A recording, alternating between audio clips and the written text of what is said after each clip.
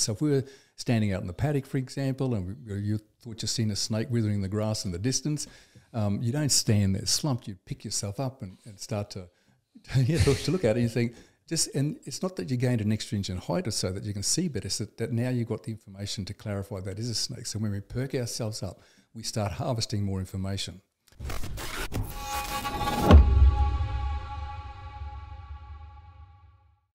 Ken Ware, I've been spending some time with you. We've been messaging, we've been hanging out. Thank you so much for coming onto the show. Absolute pleasure, Corey. I'm really excited about being here today and sharing the love. Yeah, me too. I've been talking about you to everyone, like Superman Ken. I think it's awesome because we both have passion around bodybuilding and fitness and health, and actually, building a body like of your dreams and stuff like that as well. And there's so much, if you guys don't know about Ken, like he literally helps paraplegics walk again. We'll go through some of the stories. Like it's literally insane. Like some of the stuff that you do is blow my mind, and the science and the resources in your life's work is crazy. And we've been talking to Matt Legg, obviously. Is an amazing mutual contact between both of us, friend of both of ours, who connected us together. And yeah, I'm really just privileged to be here, to be honest. No, fantastic. Yeah. So for you, Ken, I'd actually just like to ask you the question in terms of, because you're not far out of competing in a bodybuilding show. Please tell me about it. Well, it's just something. I've turned 65 this year. So one of the goals was when I turned 65, I was going to compete in a competition. And the reality of it is if I qualify for the universe, the NABA universe, I'd be the first 65-year-old Australian to do so. And that would put me in the Grand Masters. So that would be just a little bit of a goal. It's something I've always done with training. I've always kept that at bay. And, it's just behind everything that I've accomplished. So I've been my own big experiment, but I've been, all the things I developed years and years ago, separating myself from the mainstream of what ideas were about bodybuilding and the likes, and developed that. So I've always kept it up, and I think it's a really good idea to practice what you preach anyway. Yeah, it's so true. It's like living in authenticism. Yes, that's right. And so cool. One thing that you taught me, and I've applied it to my training, and I'm still learning and beginning stages, and this is crazy because some of the knowledge, Ken, you competed, didn't you win Mr. Universe? 1994, yes. World, global Mr. Universe? Yes. That's so insane. And you did it naturally. No steroids, nothing. Okay, guys, Ken won Mr. Universe in the world. No steroids. So hectic.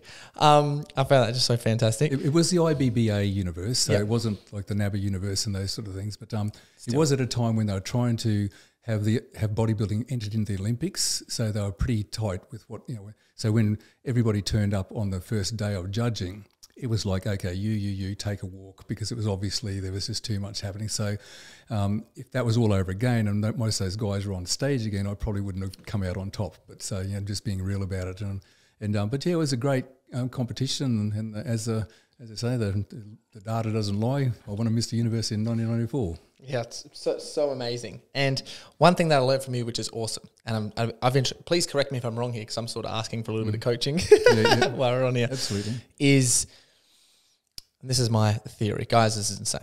So when I went and saw you and we did the session, what is that called? That session called? Oh, it's just a NeuroPhysics Therapy session. We basically, it was a bit of an assessment on Corey. Yeah. It was like Corey meet Corey. Yeah, it was. So we did the NeuroPhysics assessment. And essentially one of the main tools that I learned was, while you're training, you're putting your body under stress. And there's no difference between, I learned this from you. This is all you, what I've taken from. There's no difference between the stress between if a bear is chasing you or you're stressed out on your computer trying to do something, right? The stress stimulus is different. When you're in the gym and you're training really hard, your body has a condition that it's like a bear is chasing me, because you're training really hard, putting your body under stress. And one thing that you teach over conditioning is to say amazing things to yourself, smile under the stress and the pressure when it's getting really hard in the gym, you're squeezing hard as you can, smile, have a positive sense of self, say amazing things to yourself, lift yourself up, be positive, and don't have the reaction of squeezing your face and scrunching everything in and breathing everything tight and tensing so much. It's you really just want to focus and be happy. And the harder it gets, it's this is a beautiful experience, and I'm here and I'm strong and I'm powerful and I'm confident, and having a strong sense of self, which if you do that under stress in the gym, transfers into real life. And if you're stressed out in the car, or you're stressed out at work, or you're stressed out somewhere else, because you've been practicing at the gym, Now it's going to show off in real life. You're going to get way better results in the gym, firstly, and you're going to have way better results with life. Perfect. So if we let's just look at the sprinters as an analogy for what we're talking about here. So there's nothing that new about what I'm saying, what I've been trying to teach people. So if you look at let's just say the Olympic Games, the 100-metre final, if you watch those athletes getting ready to get into those blocks, you'll notice that they're calming themselves right down. They've got to be so in the zone that when that start signal goes, they've got to respond to that within 15 to 16 milliseconds, whereas the startle time of the average person is about 50 to 80 milliseconds, so you know what that would cost in a 100-metre final. But when you watch them running in slow motion, you'll see that their jaws are relaxed and everything just flows. Now, nobody's going to argue that that's not 100% human effort. Of course it is. But it's the more composed they are and the more relaxed they are, the greater they're going to be able to perform. So when that comes back into the gym, most of the time people have got to detrain a whole heap of their responses, start all over again, white sheet of paper, let's go right back to the beginning, let's just look at some initial conditions, let's just get a light weight, and let's just start to move that really slowly with my eyes closed and just see what happens. And most of the time, if we use the pec fly for an example, when people are going through that trajectory, and they would be doing it similar to this, so they'd have their eyes closed, and as they're coming across nice and slow and steady, they've got all the control, they're in a safe, supported environment, there's no lines running around the room. But as they do that, you'll start to see most of the time these underlying fears and anxieties will emerge in that person that are unqualified because of the situation they're in. Like I said, they've got all the control. They're applying the stimulus to themselves. So we're talking about 1 plate, 2 plates on the pec fly as an example. So what that shows that they're overreacting to a mild stimulus. And this is what they're doing out in the real world. So their system doesn't suddenly invent something because they're sitting on that particular machine. We're just sort of seeing, okay, how is Ken perceiving his environment and responding to his environment? Now, if that's happening at that scale, if they can't control that at that scale, and the fears and the anxieties that are emerging, it's all to do with associative experiences that they've had in life. We're moving across a plane, so as that stress begins to increase in value, playing by the laws of gravity, the gravitational effect on that plate, as it starts to increase, all of a sudden it might cross some particular pathway that's similar in stress to when this happened in my life or that happened in my life. But it shows that your body is reacting to those stimulus. Now that's, like I said, that is how that's their default. That's how they're doing it all the time in the real world. And what it means is what we refer as sensory perceptual errors. They're perceiving something that's non-noxious environmental stimuli as noxious. What does that mean? Well, noxious stimuli is something that's toxic or it's okay. Hurting, it's something like that. So that's what their perception is. So it's an error. Now, all these sensory perceptual errors, they start to accumulate within the person's system. And that's what generates this, what we call the turbulence, the conflict between what your innate nervous system knows as absolute reality and what the person's subjective evaluation of that is. So when turbulence is a result of competing energies, and that turbulence might manifest in some type of neurological condition, anxiety disorders, whatever the case may be, they don't quite understand the origins of those things. So we don't need to read people's medical records or anything about them. We could put the Dalai Lama, and I've been guilty of saying this at science conferences, we could put the Dalai Lama under that situation and perform the same thing. And we could say exactly how the Dalai Lama is perceiving and responding to his environment. And for us as a human being, perception is everything. How we perceive our world is how we're going to respond to it. So all our neurochemical and biochemical responses all relate to those moments. So we have an initial condition here that's somehow interconnected with everything that's right, wrong, or indifferent within any particular person. And if we're referring to some type of disorders that a person might have, like I said, we don't need to read their medical records. We can tell just from that alone, those little samples alone, that there's something can't be right within this system itself, because it's not calibrated physically and emotionally appropriately to an environmental stimulus. So that's what we've got to set about doing. So when it comes to elite athletes, when they're broken down, it's exactly what we see. We're using the same type of stimulus, the 1 to 2 plates on the pec fly, 1 to 2 plates on the chest press, and you see these severe reactions to these mild stimulus, the sweating, all this type of thing, the fainting from time to time, because all of a sudden they've learned to just relax and let go, and then that really reveals how their body is interacting with things.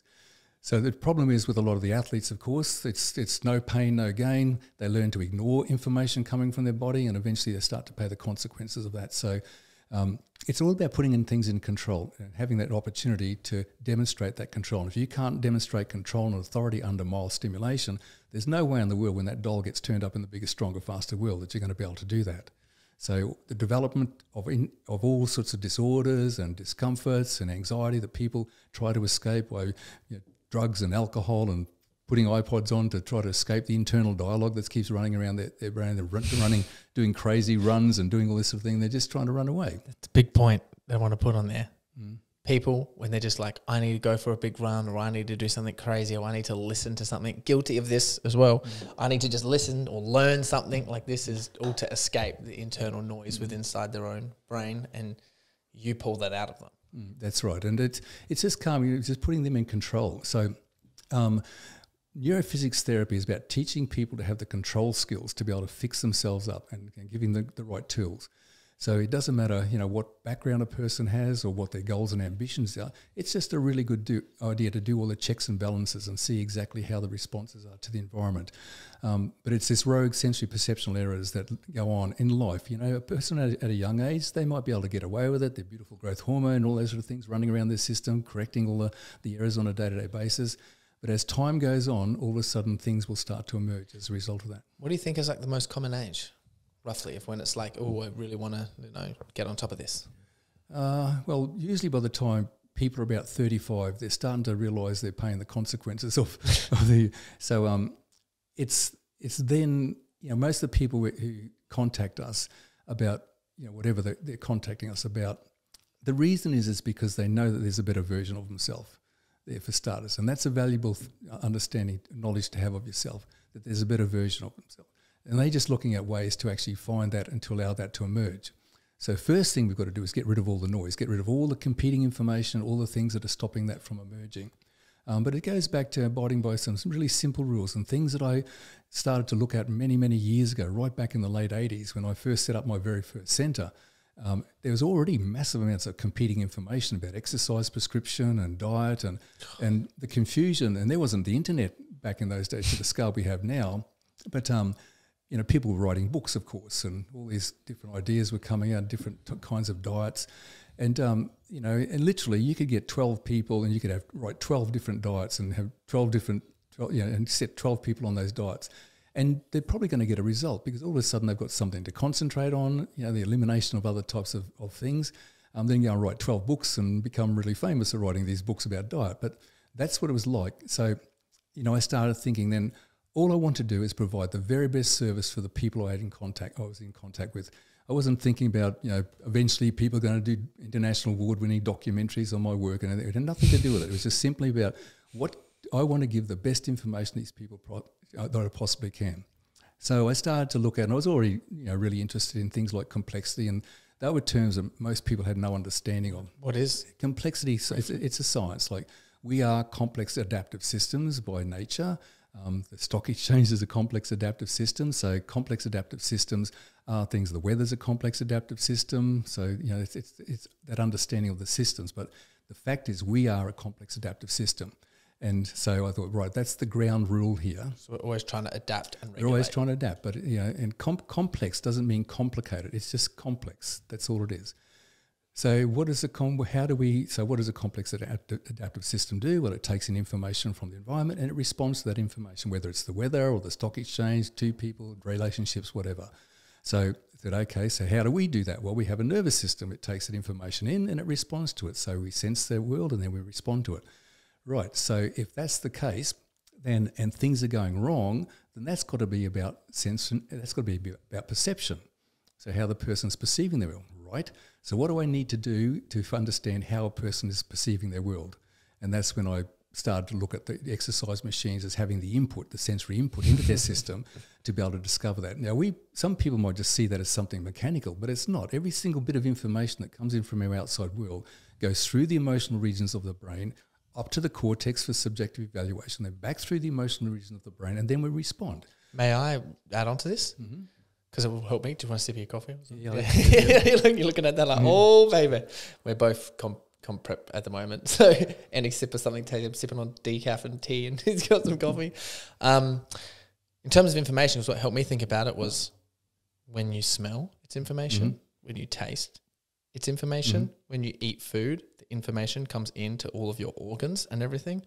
water is information, what you see is information, what you hear is information. You know what I mean? And you can tell that if you're getting frustrated by noises, it's like there's a bit too much information going on, right? Yeah. Yeah, so I just wanted to, is that correct? That's correct, yeah. So we don't see our world, we don't perceive our world as separate sight, sound, touch, smell. It's a flow of information for us. So, and now it all gets integrated up in what's called the association regions of the brain. But the visual system dominates that association regions because it's got lots and lots of jobs to do, shape, sizes, facial recognition, all that type of thing. So it's very dominant in sense of that. So one of the reasons why we need to close eyes when we're concentrating on somatosensory information is to filter that out so we can focus more on what's happening from the body, the information, how the person's perceiving the information coming from the body, but it's still all integrated. It's still part of their overall sensory experience. So we're just tapping into one of those pathways. If we could do it through the visual system, we could, but this is a very ideal way because we can take reliable measurements from the person. When I was doing more the scientific stuff for the publications, so I was doing EEG, ECG and EMG simultaneously at different locations, the trapeze, the abdominals and the adductors, because those regions are very sensitive, especially the trapeze. You see that a sympathetic nervous system responses there. The abdominal region, of course, we get tense up there if we're anxious or something comes into the adductor pathway, we're going to close our legs very quickly. So they're highly sensitive areas. So I had the markers on there, the ECG and the EEG, so we could see, like a healthy person sitting there, you'd see a nice, beautiful flow of information across all those channels. But when there's pathologies around, it's not like that. So it's quite noisy and it's quite randomised and so forth. And in particular, this is when the studies that I was doing on posture, the total relevance of posture. You have a healthy person standing at that vertical constant that gravity supplies, yeah, absolutely. And you'll see this beautiful flow of information. You move them away from that vertical constant, and that's when you see the noise start to build up within their system. So straight away, posture is a rule, and that's when my 6 pillars of health was posture, emotions, environment, exercise, aging and eating started to slide down the scale a bit. Exercise. So posture's first? Posture's absolutely first because... Posture's your first pillar? Absolute pillar, because it takes cognitive effort straight away to adopt that posture initially, but then posture is what regulates our emotions. Now, when I talk about emotions, it's energy in motion, or that which sets in motion. That's the origin of that word. So nothing warm and fuzzy about it. It's just the fact that that's how it is. And like I said, all that information, sensory information, goes through those regions, draws associations with the past and other things. And then, of course, environment, how we perceive our environment comes through that. So if we were standing out in the paddock, for example, and you thought you'd seen a snake withering the grass in the distance, you don't stand there slumped. You pick yourself up and start to look at it and you think, and it's not that you gained an extra inch in height or so that you can see better, it's that now you've got the information to clarify that is a snake. So when we perk ourselves up, we start harvesting more information. So we can see it in the time series. So if we had a person demonstrating posture neglect and we took that measurement over 30 seconds, you'd see across all the channels, that would have a certain megabyte file. If you downloaded it into Excel, it would have a megabyte file. If you then had a person made a posture adjustment, straight away you start to see it increases in value because then now they're processing more information, and therefore it might have gone from 35 megabytes, now it's up to 48 megabytes. So it's a sensory deprivation. It's a deprivation of that information because this is my growth posture, chest out, shoulders back. This is my protective posture. We can only ever be in one of two possible states, and it's a very important message. You're either in a state of growth or you're in a state of protection. You can't be in the middle. It's like trying to be happy and sad at the same time.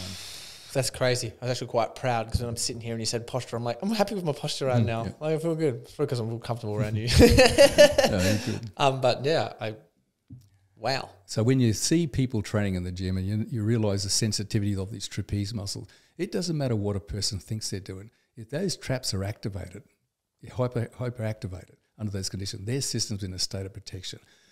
The expressions of facial expressions and vocalization, they're fear-generated responses. So they don't come from, you're not going to hear those sprinters going down with they're grimacing on their face and, they're in that control, So that's the whole point, is about demonstrating control and authority. You're not going to see a Roger Federer training in a gym like that.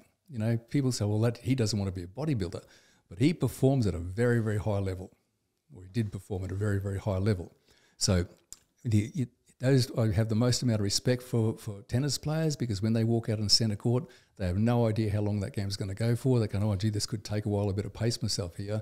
They've got to give 100% right from the very beginning and maintain composure. And it's usually the athlete who can maintain composure the longest because they all have a skill that could possibly win that game with, but the composure is what's going to come out on the end. So, and their ability to monitor big space and small space simultaneously is just... What do you mean by big and small space? Well, when they're being served the ball, for example, they've got to monitor small space. So as the ball is coming towards them, they've got eyes are on it, but at the same time, they're already monitoring the big space as to where that ball's going to go, the awareness of the other player. Small space is coming in because they've got to hit the tiny ball, and then big space in terms of simultaneously, where's the other player? Where's the other player? What do I need to do? How poised is that player? Look, what is that player doing in terms of their posture? Are they ready to go over here for I hit this ball? So all that stuff it's all happening at timescales that we can't even comprehend with how clever they are. Our brains are amazing. Yeah, it is. So, but it comes down to the basic person going into the gym. What started out years and years ago when they had what was called physical culturalists, and it was all about balance and flow. The old pictures you see of Venice Beach in California, people building those human pyramids and standing up and balancing, all these people doing these balancing acts. It was all about that. And then a Joe Weirder comes along and all this sort of thing and sees all the marketing in terms of the bodybuilding, and so much of that just got broken down literally within a decade. And that whole background of those balancing things. So physical culturalists, it was all about that. Da Vinci's, Vitruvian Man, for example, that all that sense of balance that came, even the origins of ballet evolved from that. But it's all, yep. And what I was saying about composure, I was going to actually bring the book today that was written back in the 80s, and it's a sports psychology book. And there was nothing about, so the things that I'm saying today, that's not Ken stuff. This was stuff that they were sports psychologists, they were talking about teaching their athletes this sensation of flow. And so when an athlete is in this flow state, their awareness of physical dimension and time seems to just, slow down, and they perform at this peak period. And then they went on to say, unfortunately, inexperienced coaches and athletes will often give up prematurely until they develop these new control skills. But ultimately, the highest level of performance is going to come from when they're most composed. Wow. So what does this mean for everyone who just listened to that and went, I want some of that? In terms of? In terms of they're like, I want that composure. And I want to have to get into those flow states. Yeah, well, it is. Because a lot of people that are listening to this want to be high performers, or they are high performers, and they're looking at either the 1%ers, 5%ers, or they're like, how am I damn well going to get there? Well, they have to go back to some initial state, and they've got to look at themselves being in this calm, composed state with the mildest of stimulus and see exactly, let's just say, look at that pec fly. Or one of the best things to do is a free squat, and done properly, where you're pushing back with your hips and trying to keep your shin as vertical as possible, that arched over.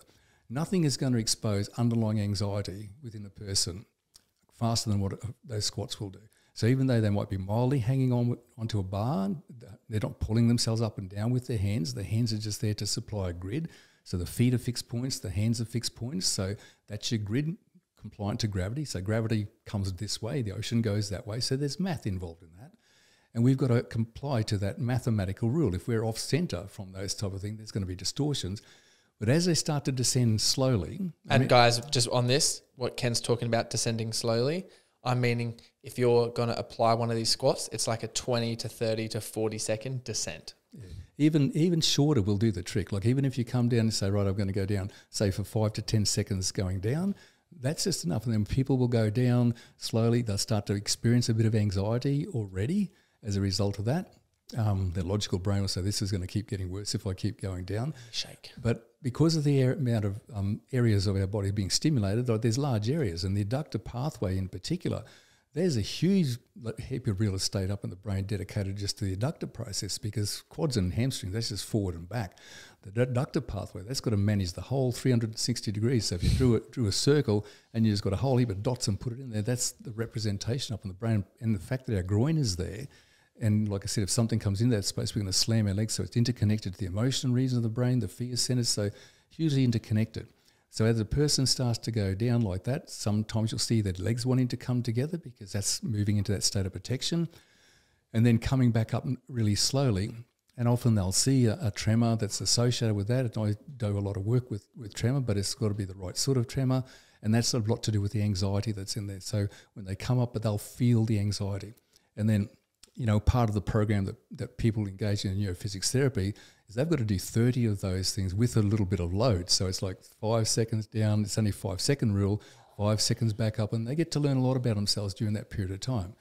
But anybody can just do that little test to go down slowly, descend, hold at the bottom, and come up slowly without anxiety dictating what they do next. So if a person's coming up and they're feeling that anxiety and they suddenly put a move on to move out of that space, it just says anxiety dictates what they do next. What Ken means by that is when your mind is you go, oh, I've got to stop. Or this is uncomfortable and I've got to get out. Or, oh, it's not that hard, but it's really hurting in this one spot. Oh, this part of my body that I haven't felt before is aching. I have to stop. Blah, blah, blah. X, Y, Z, like all of those things sort of pop up. And then that's when you realize, I was like, no, it's not that heavy. You're going slow. You definitely have 20 to go. And then you have that daunting thought that, oh my goodness, there's 20 to go. I can't do it. And then halfway through you start having, all of these, sense of anxiety come up. Is that correct? Because that's what happens to me. But it'll happen to people on one rep. Yeah. So it's the same thing. Like you're getting elite athletes and they're breaking. Like I've had them. Like these are high performance athletes who've broken down. You put them in that situation. It's just on the hack squat, the squatting machine. So there's no weight on it. It's just the machine itself. And they start to go down, and the anxiety that starts to appear, even on the leg press. Feet turned out. Knees, keeping the knees wide, weight on the heels, coming down, targeting that pathway. Doing that leg press, no weight on it, really slowly, you'll start to see the anxiety appear. And all they're doing is getting information from their own body that they become offended with. Okay, so it's that anxiety that's in there, that's that accumulation, again, of all the sensory perceptual errors, the bigger, stronger, faster world that we live in, the effect that it actually has on our system. So again, neurons in the brain, and particularly in the amygdala, that should be reporting safety and comfort, has somehow crossed over and now reporting fear and anxiety in a situation that's not qualified at all. And what we do is when you're doing these sessions, is get you to get your brain firing back to safety and comfort. That's right. So when the anxiety appears, it's like just holding it there, calm down, just don't react to it. Let's just go slowly. If it becomes overwhelming, we just withdraw and then we go back again and do it. So we've got to change the way that those neurons are talking to one another. And it's like, it doesn't matter what the associative experiences were that actually put that in there. We don't need to know any of those details. All we know is affecting behaviour, past experience affecting behaviour. So by going through a little bit at a time, and it is millimetre at a time, every millimetre matters. We get into there, holding it there, calm it all down, even if it was something to do with pain. So we've got to purposely put people in situations in that prescribed manner that are most likely going to elicit the sensation of that pain in their back, and then learn how to switch that off. So the only way that a person can do it, people are the only ones who can get themselves well. Right? That's the given. We have to be perceiving our environment, which we're always doing. We have to be acting upon the environment in some prescribed manner, and we have to be cognitively manipulating the outcome. So first we see what the initial response was. Oops, that wasn't right. That shouldn't be happening. Okay, let's go back through there again and slow it all down. Oh, there it goes again. Stop it. Calm it down. So you're changing the way that neurons are firing. Everything is modifiable through experience. Everything we experience involves neurons firing in a certain sequence to create that experience. If we're not happy with that, then we need to change what the rule is. But we need grids. We need some structure there to be able to apply it to. Otherwise, it becomes meaningless. So the fixed plane trajectories of the machines that most people would find in the gyms, the unilateral machines in particular. So when we're using a unilateral machine, if a person has their eyes closed, we're looking at proprioception. So we can see what's taking place in the left hemisphere compared to the right hemisphere. And usually you'll see proprioception deficits there. And that looks like, by the way, guys, like if you're actually looking at that in terms of like, let's say if you're doing a unilateral machine, you're doing a chest press, and like one arm is doing something different to the other arm. It's out further, or it's so there's something going on there. It shows a dominance factor. So usually, it's because it's contralateral, the left hemisphere runs the right hand side of the body and vice versa. So you're looking at that dominance factor. So we can see that most problems emerge when there's a hemisphere dominance in people. So some people might be more left hemisphere dominant, others might be more right hemisphere dominant. The hemispheres themselves have differing personalities to one another. So we could argue that the left hemisphere is much more for positive emotions, if you want to use that word, forward planning, all that type of thing, emotional elaboration on environment, emotional rationalization. The right hemisphere is the reactive one. It's the one that gets you running away from the lions that come into the room. So it's got an image of both sides of the body. The left hemisphere only has an image of the right side of the body. So when the right hemisphere is reactive like that, it's the poor old left hemisphere that's got to do all the calming down. So we talk about the sympathetic nervous system. It's more attuned to the right hemisphere, and the parasympathetic nervous system is more attuned to the left hemisphere. So, but we got to get them to kiss and make up. We don't want to be positive, or we don't want to be negative. We want to just be in the middle, centered. So we got to learn from that. So even with people I used to work with in the private hospital, when there's a mental unit in there, there was people would come in with bipolar disorder, and quite acute because they're hospitalised for it. So we would see the whole thing of, okay, you could tell when Ken's in his left hemisphere time because it's hear no evil, see no evil. I shouldn't be here. People have got me in. This is nonsense. There's nothing wrong with me. We're going to solve all the world's problems and so forth. And then they go the opposite way when it's all doom and gloom and so forth. So as soon as they engage with some of those machines, you'll see straight away how dominant that hemisphere. So if they are having their left hemisphere moments, you'll see a very strong left hemisphere dominance show up in the way that they're performing the movement. It's crazy because it's like you can literally see what your masculine and feminine energies are doing, because obviously one side's feminine, one side's more masculine. I'm sure they have a little bits of both in there just by performing a physical exercise. Yeah. Yep. But again, it's that having, like I said, it's about being centered. We have all that language, come on, Ken, get yourself centered. We have all that language that describes that type of thing. But people just don't know how to put a value on it. So we need to see centeredness. We need to see that center of distribution taking place, because it's at that basic level, the posture, the regulation of our emotional self and our perception of the environment, the acuity of it. You're not going to see a depressed person walking through a shopping centre, chest out, shoulders back. They'll have adopt a certain posture to maintain that, because it creates a metabolic condition. Now, I've used depression as a result, and depression is a very real thing for people. But it can be what came first, the chicken or the egg, was their posture neglect, and the system became depressed because we can see the result of it and what's actually called long-term depression in the hippocampus. And then the person puts a subjective value on what that means to them. So adjusting a person's posture, I work with a lot of people suffering from depression, and you say, okay, Ken, do you think you can pick yourself up a bit, mate? Just, get up, chest out, shoulders back. And if they do that, things might be a little bit overwhelming for a few moments, when everything starts to come back online. But it's very difficult for a person to report they're still depressed in that state. And that's insane. I would love to know what are the biggest wins that you have had for yourself, knowing and applying this stuff for you personally, in terms of maybe you've had a moment, or it's just something consistent that you've stepped in and you have a new skill or ability or a mindset in terms of, for you, that helps you live your best life. Yeah, it's because I just apply it at every scale. I mean, right back with my body, when I first discovered the things that I was talking about in terms of the tremor activity right back in the early 80s, and identifying the fact that I'd thrashed my nervous system itself, and then making that commitment that once I'd got rid of that noise, and this was all based on your intuition at that time, not knowing at that point in time that I became the first person in the world that actually seen that tremor was something useful and was informing us about something, or the fact that we're identifying the issue that I'd actually thrashed my nervous system by the noise that was there. And when I decided to let that evolve and come out, and then all of a sudden I could see, wow, I went back to the gym and the weights just felt so much lighter, and I became determined never to actually go back the way I was training before. So never going to failure to that point, you're just going to the point. So it's always nurture, don't hyperstimulate anything. So that's what the rule was. And so it was when essentially, because I remember Dorian Yates saying this, you would just train as heavy and as best as you could, slowly and controlled. And when your body said no, you went, okay. That was it. And but prior to that, I was doing everything that you typically see most people.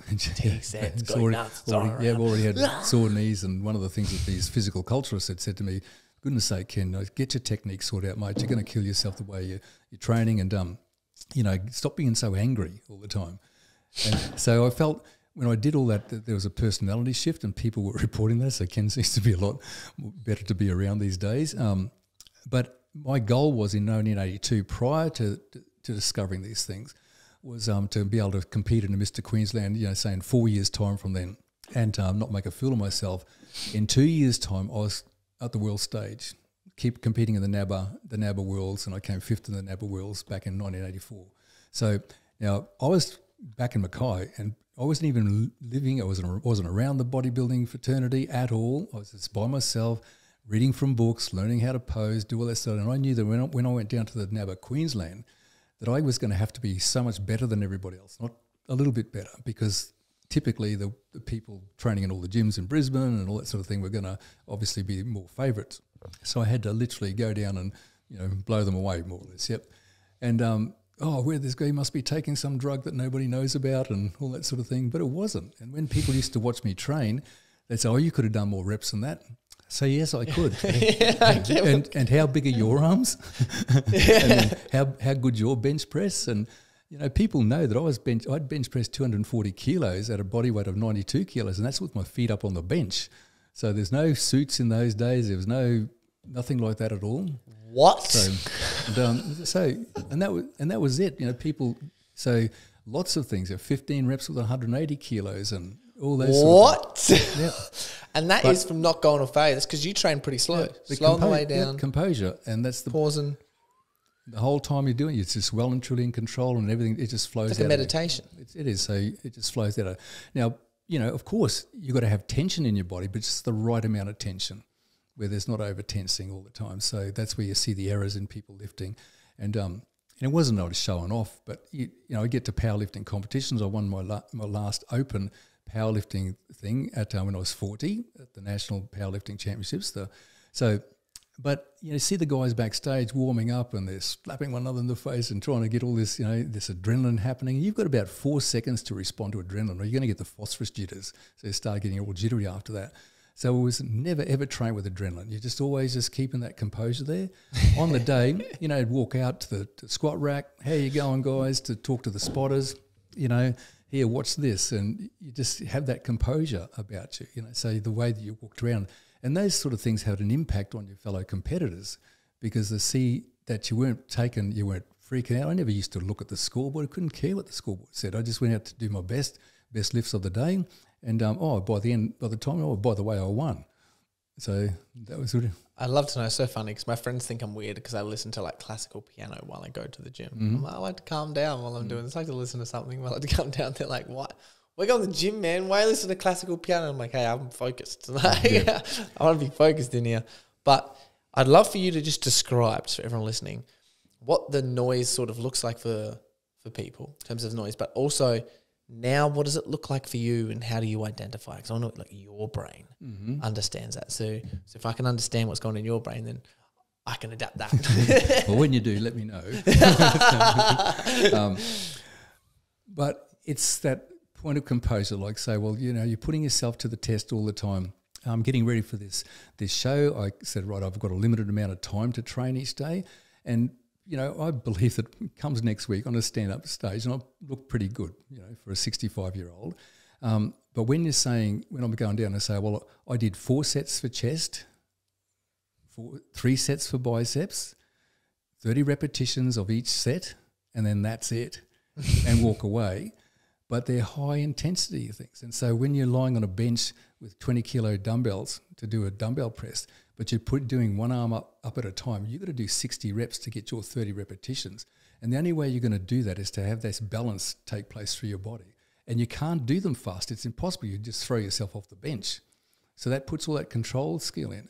And that's the last exercise. You know. So this was this morning where I started on the dips machine. So I did 30 repetitions with that, straight out to the incline bench press with the dumbbells, doing what I said. That was with 15 kilo dumbbells alternatively. So the 60 reps goes into that. Over to the pec fly thing and 14 plates on the pec fly, and the 30 repetitions and keeping that composure, straight out to the dumbbell thing with the 20 kilo dumbbells, lying down and doing that. Now, by the end of that, you know, you're very highly stimulated. And the same thing with the biceps. That's all you need to stimulate. So you don't have to keep flogging. There's a pathway that goes up a certain trajectory. It's called the Hormesis curve.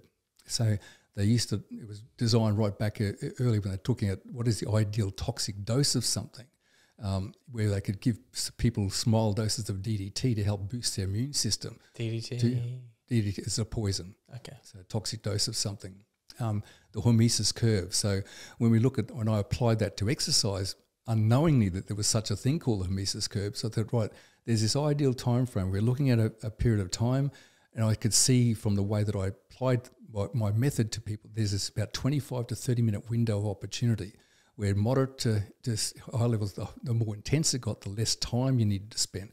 Once you start going over that other side, now you're heading on a trajectory going this way. You need to pull out when you're at the top. So the pathway to recovery then is a slow decline coming back down. How do you know when you're at the top? Through experience, because that's the point. That's the point of knowing if I did one more rep, I'm going to lose control. Right? So like that. You want whatever that last rep was. That's what the system remembers. That's the memory. So if you blow that, you start getting all wobbly. That's the system's last memory of what took place, and that's not right. So it's got to finish off a pure. Like you have the idea of the pure movement. You finish off on that purest movement. The moment you feel that that's going to be compromised, you stop and just let that, because it's all information processing. Your body doesn't know you're lifting weights. It wouldn't even know what you're counting. It just purely relates to how does Corey feel about what Corey's doing, and that's it. When you're listening to classical music, that's something that's not advisable. Right? Damn it, why? Simply because the auditory system also dominates way above this. You can't play golf listening to classical music. You can't play, classical piano. You can't play tennis doing that. Yeah. Right? So it's hard enough for your system to take notice of somatosensory information coming from your body as it is. Yeah. You need to be really focused on that and pulling that into the space. So I listen to it before I go to the gym, and then when I go to the gym, I don't listen to anything. Oh, that's fine. Yeah, I thought you were talking about when you're actually training. No, when I'm in the gym, they had it so good, Ken. Yeah. Last weekend, Saturday morning, went nice and early, trained some legs because I like to focus, and the music was off. Yeah. I was like, yes. Yeah, it is. I mean, definitely, we sport but it's the same thing. When I had the centres, we had the centres out in Emerald and those places. Yeah, we had the music playing in the background, but when we were taking people through, they always had this amazing ability to filter out and just stay in the zone. So we need to filter out world noise and be able to stay focused while all those things are going on. And that's why it's getting back in touch with yourself at that sensitive level, never, ever isolating a stress, like a muscle group, never, ever. What do you mean by that? Well, isolating your bicep. So if I was on a bicep and I'm on on a bench press and I whack something under my arm and I've isolated, that's no good. No good. It's everything there. Yeah. So when an elite tennis player serves the ball, that's their whole body that hits that ball, not just their arm and shoulder. That's why I get so puffed out. If I stand there with biceps, I got a barbell or dumbbells, and they're just killing them. I'm like, this is tiny muscles, but this is. Yeah. I'm stuffed. But you're thinking all the time in a general sense. So when you fatigue, it's because you've got a general sense of fatigue, not an isolating sense of fatigue. Oh my God, that's insane. The isolation of stress is the origin of most of our disorders, physically and emotionally. And when when they're isolating a bicep, for example, with their belief that this is going to really stimulate and make it grow, yes, that might happen, but then that's a maladaptation to something. So up in the brain where the representation of the bicep is, that's where it gets so busy in extracellular space. So it's like it really gets clustered up there. And then neurons, the cells in extracellular space, it can be lots of positively charged ions. They'll start to cluster together. So it creates these type of, what we call plaques up in there. Now, at some stage, the plaque's going to release that energy. It's going to stimulate those neurons, and it's going to come right down the spinal cord. How do we get those plaques, though, first? We build them up from isolation. We build plaques in our brains from isolation. In extracellular space. So a tumour is something that's held in extracellular space. So what else happens in isolation? Like it's because we bodybuild, right? But not everyone here listening would go to the gym. Yep. So where else would plaque build up in terms of? Well, different areas like the hippocampus and that. I mean, like as in when you're living your daily life. We call it plaque. It's just from like having this stimulation of being highly anxious and thinking too much about certain things where there's just too much stimulation going on in one particular region of the brain. Stressed in the car, stressed about work, relationship stress, stressed about your health. If there's anything like you lost where you are in your life and you don't know where to go, all of those things are building plaque up in you. It can do. Yep. And the origin of it. So when people have developed tumours and they'll come, they sort of know what took place as to why they got it. So most of the time they realise that there's a high level periods of high stress before that. So it's but anyway, the point is that isolation of stress is the origin of most of our disorders. Where the last thing we want to do is to be able to do that. So when you're doing all your training, it's everything. It doesn't matter whether it's a 240 kilo bench press. You take that off, you can't isolate that. There's no way. You have to be thinking right through your whole body. So it's that whole body movement that lifts that weight. My goodness, you'd just snap your shoulders in half if you tried to isolate that. I just love this metaphor. It's just such a good thing. I'm just such a big proponent. I'm so positive pushing like everyone just going to the gym and doing something. For me personally, I get people asking me a lot, can you do fitness program? Can you write me these meals? Whatever. I don't do that. I'm not a PT. I'm a personal development coach. The mindset and all those things, which I find in deep philosophy and wisdom. That is what the favorite thing to do, and to help people figure those things out. Self-belief crush them. And I think that, however, as you mentioned beforehand, if you want to have what you're doing is leading by example. And I do believe in terms of the ultimate goals for men, and we all have it. We look at superheroes as a kid and it's like, man, I just want to provide for people, protect for people. I do want to be a hero in some parts of my life, and I accept that about myself, absolutely.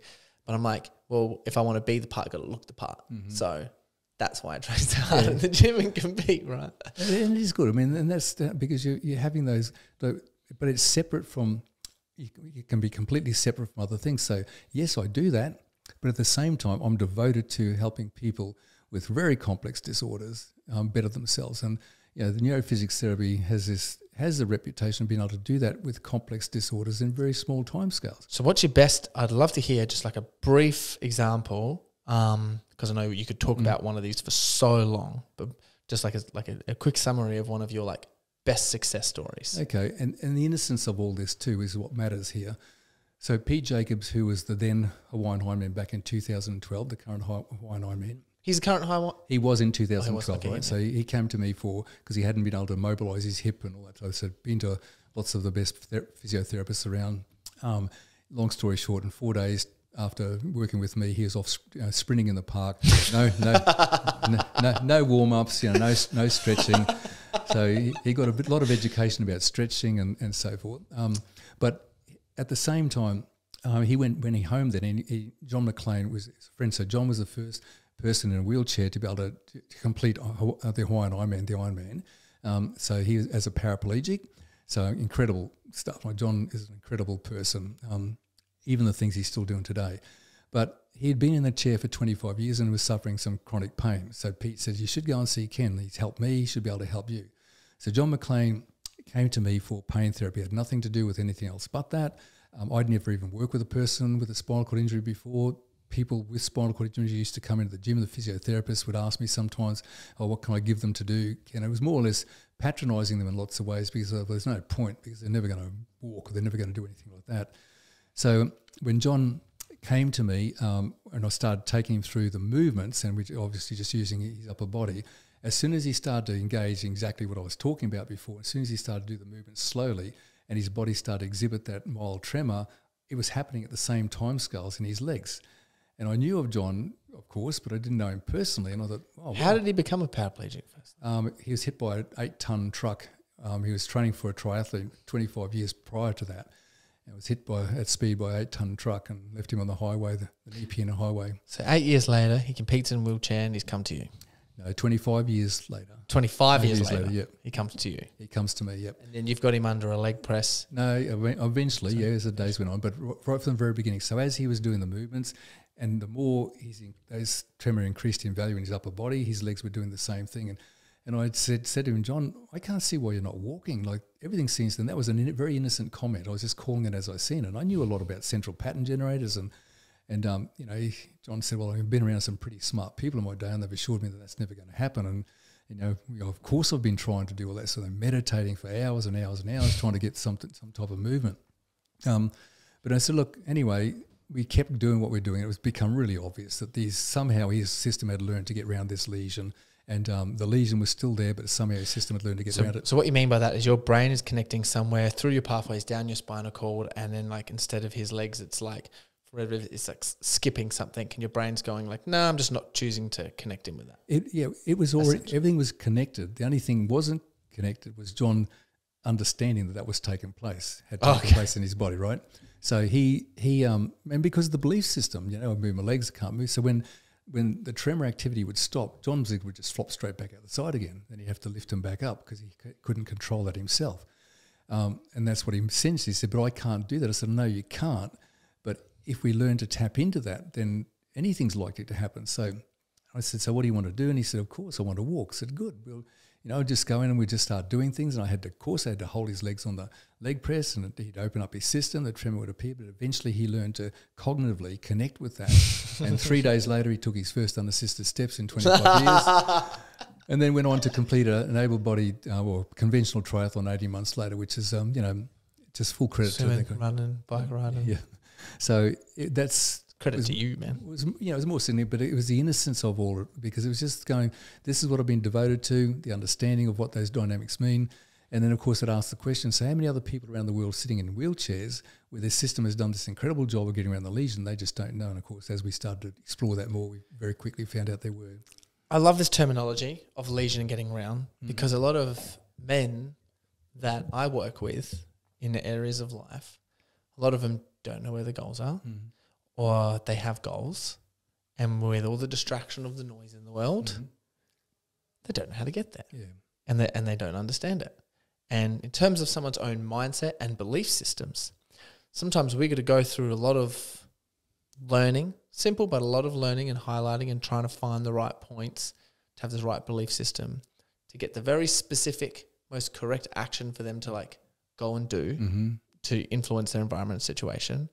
And then when they do that, they either get triggered in terms of, oh, I can't do that, or the result isn't something that they want to get because it's the same cycle that they've been repeating over and over again that they need to overcome within their lives. And it's like, okay, then I give them some beliefs and some tools, usually communication tools around that, and then they can actually get there and then start changing and affecting things in their life and progressing their success or their purpose, wherever their goals are. I'd love to hear from your perspective in that, because I'm so passionate about this, because I believe that obviously if you look at the world, right, the stuff that men have built, it's insane. And I just believe in a world, as you would know, full of so much distraction, obviously being able to handle all the noise so well and help other people is, okay, living in this world with distraction, if men really rose up and we worked together, because we all have ego, hero complexes, don't do it all by myself, put it on my shoulders, I can do it by myself. If we all work together, I honestly believe we could change the entire world, like literally change the entire world. We got digital media and podcasts and stuff like this. And I'm so passionate about that. And it's my mission. I want to make a huge dent in the world, bring everyone up and have everyone just absolutely crush it. I'd love to hear from your perspective, from what's happening and what you think you could do or advise people to firstly locate either their goals and then understand how they're going to get there in terms of what's holding them back, and then how they can implement it. Is that question good enough to answer? That's fair enough. But it's just that understand that there needs to be all tiers. Like there needs to be the guy who's going to crawl under the house and re-stump your house. There needs to be the people who are going to dig drains and all that type of thing, as well as all getting up the corporate end of that. So it's the collective wisdom of the system at large. So if you look at an ant's colony, for example, the collective wisdom of all of it together, harmonious. That's what we put. That's why I work this. Ken, thank you for saying that. I just want to say I'm very appreciative of you saying that. It makes me feel really wholesome, because I work so hard on when people are like, oh, what do you specialize in, Corey? I'm like, everything. One thing, I market one thing, but it's everything. Yes. So thank you for saying that. It makes me feel amazing. Sorry, please continue. No. And it's the appreciation of that nature hedges its bets. It needs people functioning at all different levels and scales and all that type of thing to be able to optimize the survival of the species, so to speak. So we have sometimes a capacity to think we're above nature, and we're certainly not. We're going to be... Men think we got this domination of nature thing, like, oh, we can dominate it, influence all these things. Nature's always going to win, So yes, it is. It always is about survival of the species. And if you said, well, what is intelligence all about? Intelligence is all about survival. It's not about whether you know the equation of E equals MC squared or anything like that. It's all about survival. That's where value comes in. Like, you can think like, oh, this person is more valuable, for example, if we're talking like a hierarchy, social hierarchy, because they have more intelligence. And then Carl Jung mentioned this is like there's a few masculine distractions. One's massive masculine activity, one's masculine passivity, and then one is essentially being addicted to learning. is the other one. So it's like, okay, that's like a hierarchical structure. If I'm learning heaps, and then I'm important. It's apply. You know, and just on that point too, as I'm always saying to my students, people don't care what you know until they know that you care. And that's I love it. And that's a very, very important thing to. But it is. We look at it as a complex adaptive system. So there's lots and lots of moving parts within that complex adaptive system. As a community of men, example, that all can play different roles in achieving something. So it's not a socialist type of thing where everybody's equal. It's certainly not that at all. It's something that's got to be understood at every scale. So the people who are digging the trenches, and they just need just as much support as a person who's up in some type of corporate field, because goals and objectives, helping that person to be the best version of themselves with the level of intelligence they have, is important, just as important. So it's when we can sort of, like I said, when we start seeing ourselves as above all those type of things, we'll get pulled into line really quickly.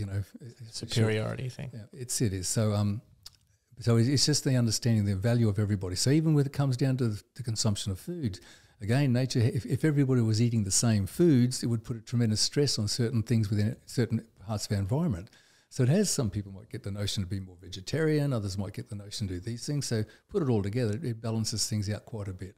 So trying to have that sense of balance and understanding of things at whole, like it's just giving good, solid messages to everybody, doesn't matter what walk of life they are, and then that enhances the collective wisdom of the system to keep moving in the right direction.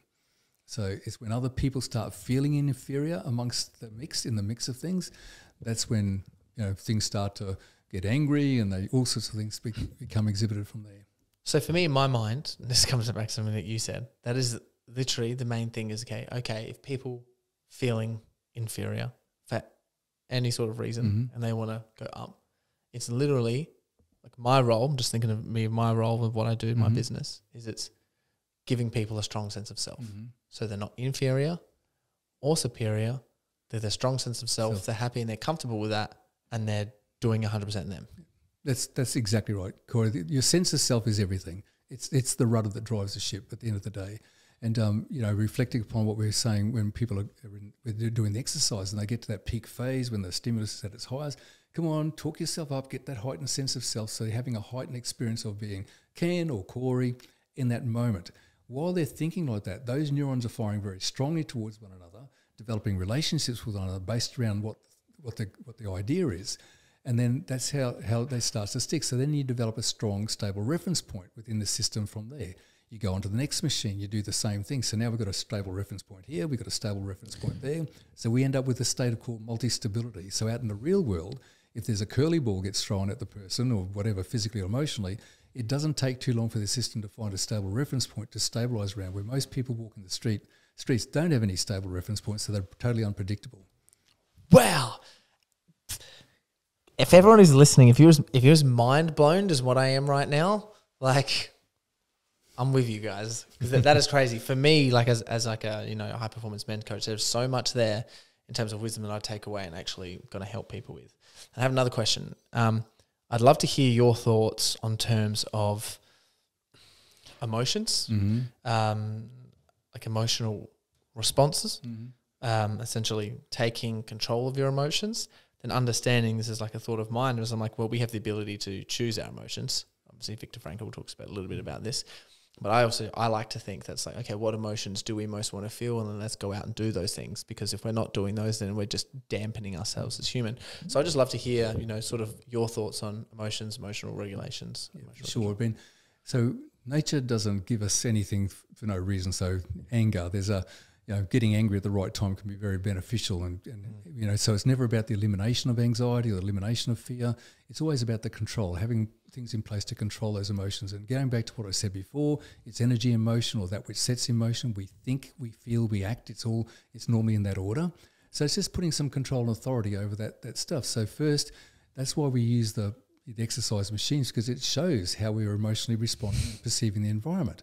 And then it's going in and correcting all those emotions and putting control and authority. So if I was in another room monitoring your arousal, for example, through EEG or whatever, I shouldn't know whether you're pushing the leg press up or you're coming back down with it, because you've learned to prune in all those responses. So typically when people are training in gyms, and human beings are the only animal that displays this, they'll lift a weight up and then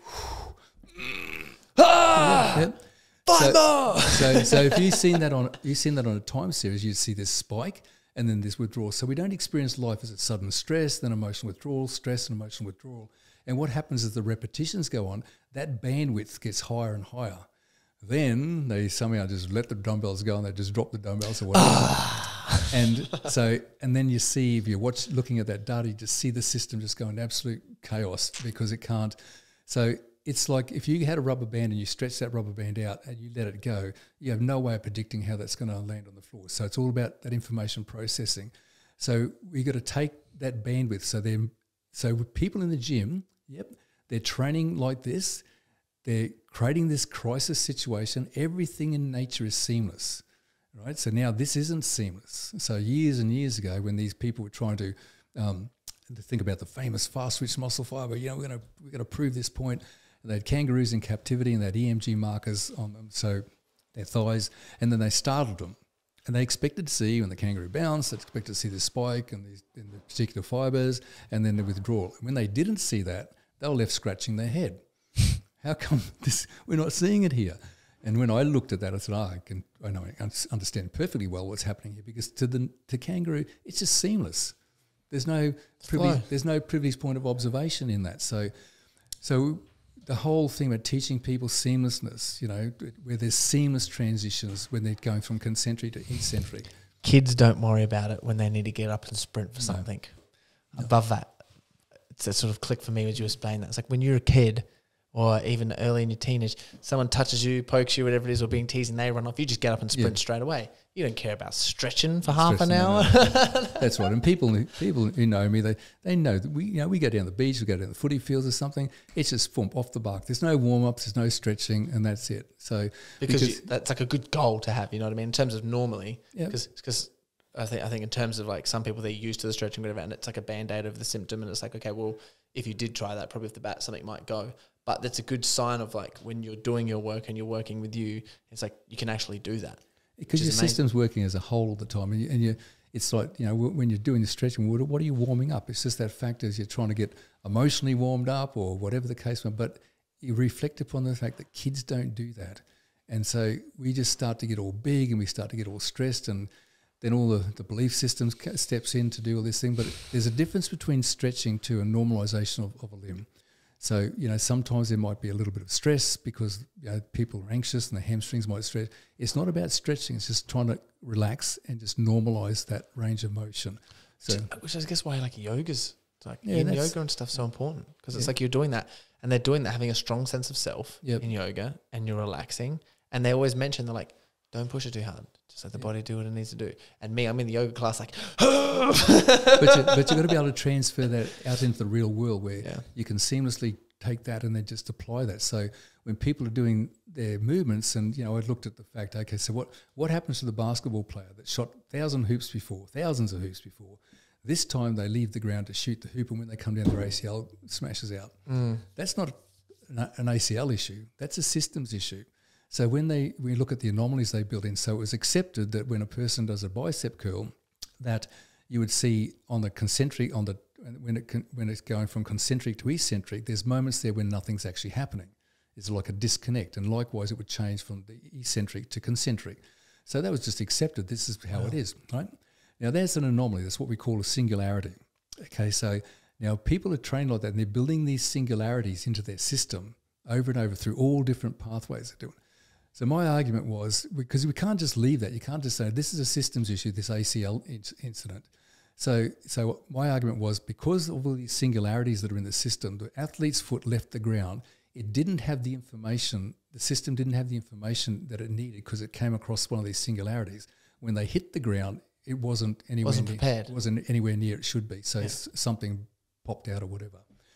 So, if we got that tension, we need to have this state, what we refer to as softly assembled. So if you imagine a spider web poised in between two trees, and people see those structures and go, so what? Well, when you think about it and you look at it, that spider web, what that spider has had to do, all the math to work out what's happening where the wind is blowing at different, and these trees are releasing energy at different timescales because they're from different origins. And I've got to have my web in the middle of all that to be able to dissipate all that free energy all the time to stay stable. They're incredible structures. They don't get a map that says, okay, Kenny Spider, when you turn such and such an age, you're going to build this web and this is what I've got to. No, they've got to cater to the environment, very much so. Now, our systems have got to do that. Now, that web is very softly assembled. So if we build tensions up in our system because we're doing lots of core stability and all this sort of nonsense, if we were sprinting in the park and our foot went into a divot that we didn't know was there, our system needs to respond to that in milliseconds, not microseconds, not milliseconds. By the time your brain learned about that, and responded to, that's a quarter of a second. So our system needs to make these online corrections. Knowing before your foot even hits the ground. Well, it hits the ground. You don't know that divot's there. No. It just does, and then your system makes an online correction to be able to do that. Now that level of intelligence, that's imbued within the system itself. Like I said, then the thought comes, oh, gee, that was a divot back there, but you're already 2 or 4 meters down the track. So it's this online correction. So if you think about those kids doing parkour, for example, they're running through those landscapes, bouncing off rocks and all that. The system is very softly assembled, or a good surfer, or somebody's demoing those flow. That's right. So we need to look at, how do I adopt that state, a softly assembled state when I'm lifting my weights? And in that state, the amount of information that we process is so much more and so much greater. That's why it's harder to go slower when we're doing that, because the processing information per second is so much higher. Our muscles are going to represent that in some way. It's going to have that positive effect. Because we're a whole system. And we're seamlessly transitioning from the concentric to the eccentric, so there's no privileged point of observation in that, and we're learning to prune this is getting back to emotions. We're learning to prune all our emotional responses and have it in, so it doesn't matter whether I'm the pec fly or the chest press or the leg abductor or lat pull downs or whatever. If somebody was in another room monitoring that, they wouldn't know what I'm doing because I've just pruned all my responses to it. That's emotional control and regulation. So it's not leaking out. I've got one more question for you. How would you explain this in terms of someone? Because one of everyone's biggest stresses is money. Mm-hmm. Spending money, fear of receiving money and not feeling worthy or deserving on it, and a fear of losing money. Mm-hmm. How would you explain and use these concepts in terms of applying that to help someone sort of improve their relationship with that? Right, okay. So one of the things I've always taught my staff in the gyms is that there's 2 tills here. One we bank our goodwill into, and the other one will look after itself. Right. So what does goodwill mean to another person in terms of that? And it's just taking away all that angst about things like do what you do really well and care for other people and do all those sort of things. And as a result of applying yourself that way, all those things will start to look after. I've never been concerned about money, ever. Yeah. Ever in my life. It's just like, it's there, just go and do this and do it well, and not, sometimes I think, yeah, good, I'd like to be out surfing and at the moment because the waves are good or whatever the case may be. But these people need my help, and it's just like doing that to the best you possibly can. So what about people who get really stressed with that? People who are like, oh God, I don't want to spend this. People who go, oh God, I can't receive this amount of money. I feel worthy of it if they're making lots of money. Or people who are like, oh, I'm so scared of losing. Yeah, that takes an education on that individual themselves. Like, you've got to discover what's that all about, and just trying to get them to calm down and relax about the whole thing, because we don't perform well under any circumstances when we're stressed about things. So it's you can understand that plight, especially when things start to go wrong. But it's always, what role have I played in getting to where I am right now, and how do I need to better that? And we just say the money thing is by the way. That's the part of it. I've got to do all this stuff better. And then as a result of that, these things will start to self-organise and look after themselves. Comes back to having a strong sense of self again. Strong sense of self, things, moving through these parts, and everything sort of regulates and just locks itself back in because it's just a stress. It is. And because your brain doesn't know what the hell you're anxious about. It's just it has very primitive reasons why we would be anxious. There's a lion running around the room, or there's something I'm being invaded, or things like that. It doesn't understand your subjective reason about money or anything like that. Not at all. So you're just creating stories, and creating these levels of anxiety that your system doesn't even understand. It's even when we have people with spinal cord injuries, their fear of falling. Their brain doesn't understand that. It doesn't know they've had a spinal cord injury. It's the same thing. It just doesn't, same thing. It doesn't know, so why am I fearful? Or is it Ken that's making me anxious when I'm working with them?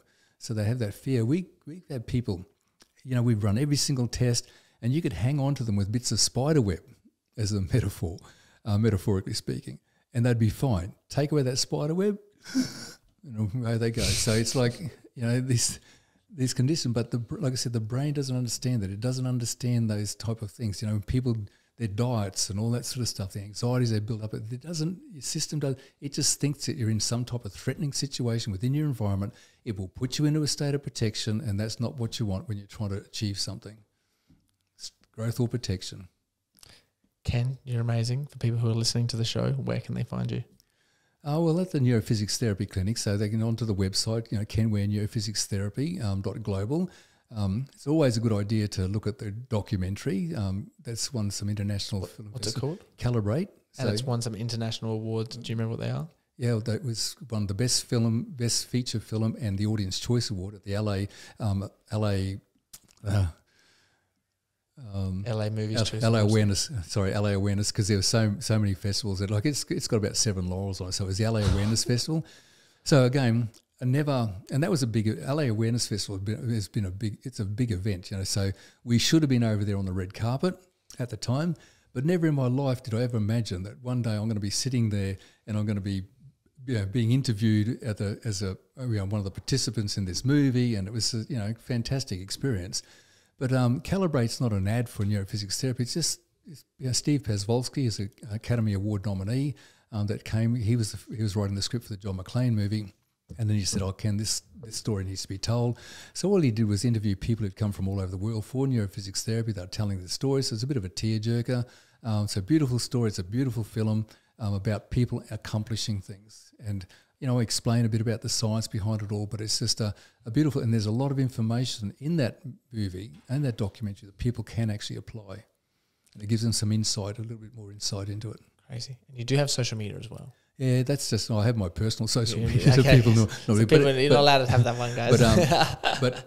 But people, there is the neurophysics therapy on Facebook sort of thing. So awesome. I've got one question for you left for all the listeners. I like to do this for everyone who comes on.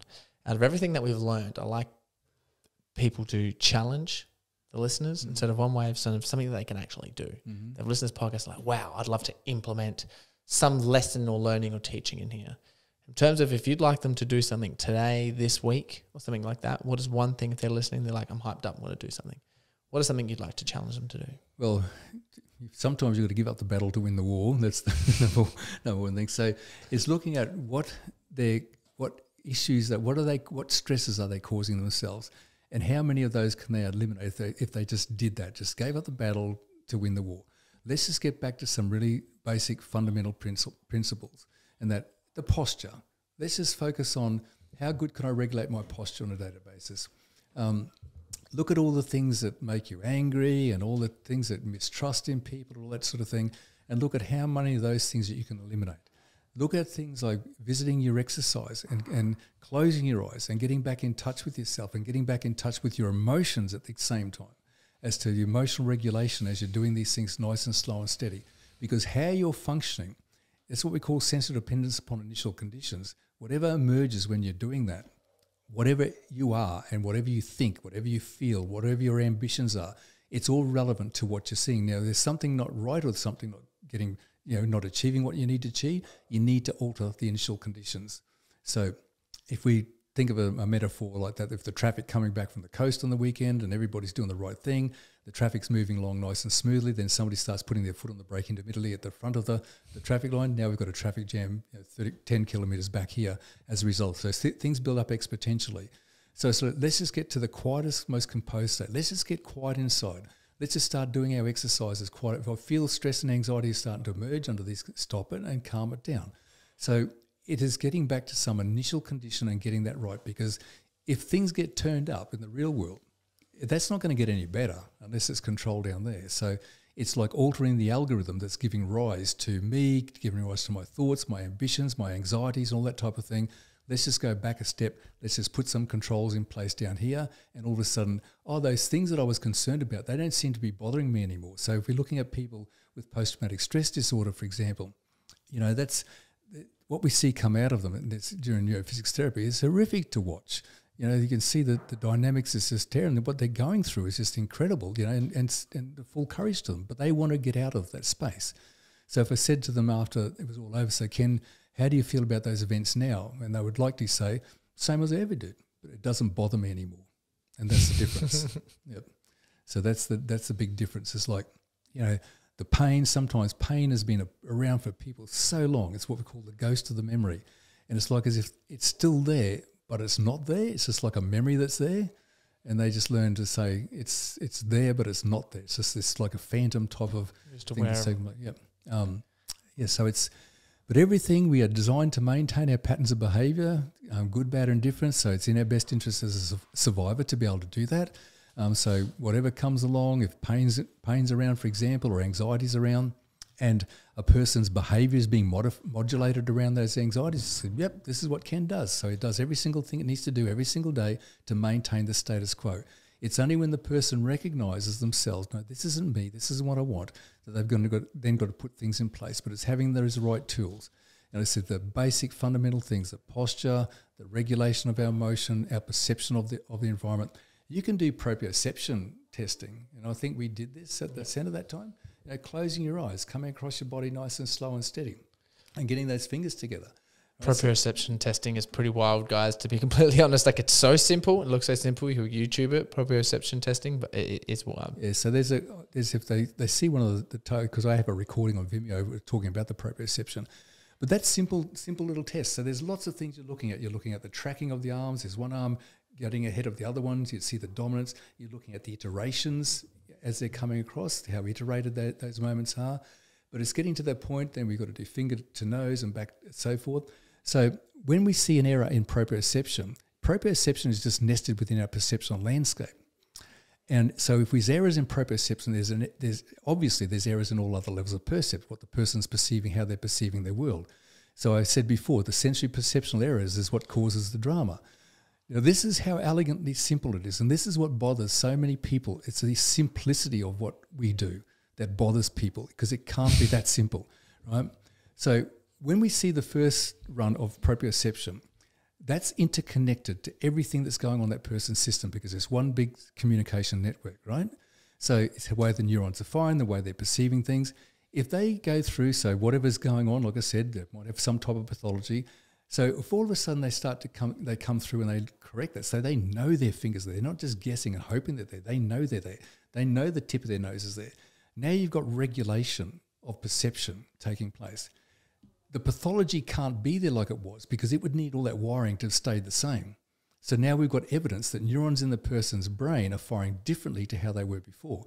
And if you're any kind of therapist and you think you're modulating behaviour, you need evidence that those neurons are firing different. So you'll be able to see some type of skill being demonstrated that couldn't be done, and now all of a sudden they can actually demonstrate that skill.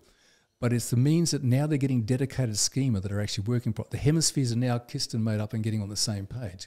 So all those anxieties they're all relevant to what we've first seen in terms of the proprioception error. The other simple thing that I would advise people is the standing on one leg at a time with their eyes closed. They stand on one leg with their eyes open to begin with, lifting the other leg up. So when we think about what is happening here, well, my system's taking it. It's a joint venture between the left hemisphere and the right hemisphere. The ability to inhibit something is just as important as of excitation. So that holding the leg up, and you can quickly see if that leg keeps wanting to go down, it's got nothing to do with the leg you're standing on. That's the dominance. That's that hemisphere trying to dominate things and control things. So that ability, just even with your eyes open to begin with, and stand there. So remember, gravity is the rule. It comes down here and oceans that way. So we need to be, everything biological system has been calibrated to that vertical constant. And that's the fact. And even the way the rivers come down and shape the mountain through the mountains, and it's all gravity's behind everything. So when we look at how we're calibrated to that, so when we see that we can't do that, we're really not calibrated well at all. So there's got to be issues with that. But then people can sort of do that, but then they close their eyes and now, whoa, they're all over the place. Now that's got nothing, that's a general thing for our society today, because we've become so visually dominant. Our visual system is so dominant that it's started to take over things. The information coming from our body isn't getting regulated the way that it should do.